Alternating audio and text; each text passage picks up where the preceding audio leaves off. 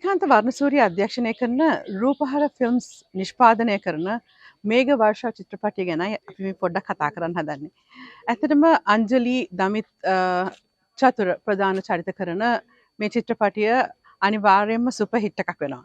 ඉතින් මටත් ඒකේ අවස්ථාවක් හම්බෙලා තියෙනවා රඟපාන්න. අවුරුදු 23කට පස්සේ මේ රඟපාන්න අවස්ථාවක් හම්බුනේ. ඉතින් මං හරි ආසාවෙන් හරි සතුටින් ඒ චරිතය කරගෙන යනවා. ඒක පුංචි චරිතයක්. හැබැයි මට මගේ රසිකයන් අතරට යන්න හොඳ අවස්ථාවක් වුණා. ඒ වගේම උදය අයියත් එක්ක පළවෙනි වතාවට මම චිත්‍රපටයක් කරන්නේ. ඒකත් මට මහඟු අවස්ථාවක්.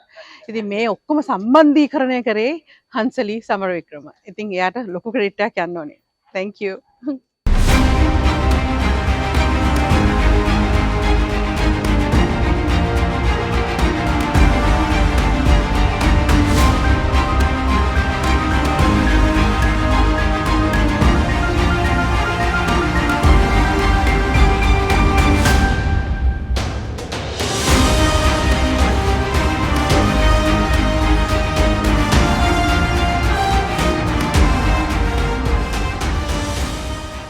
ඇත්තටම අවුරුදු 20කට විතර පස්සේ තමයි මම චිත්‍රපටයක් රූපගත කරන්න දර්ශන තලයකට එන්නේ. ඉතින් හරිම සතුටුයි මේක වර්ෂා තුලින් යලිත් මගේ මතකයන් අවදි කරලා රංගපෑමට එක් වෙන්න ලැබීම ගැන පොඩි චරිතයක් වුණත්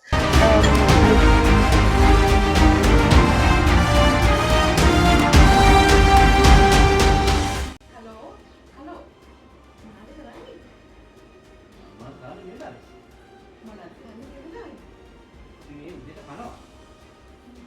Ini dia hanya. Suasana,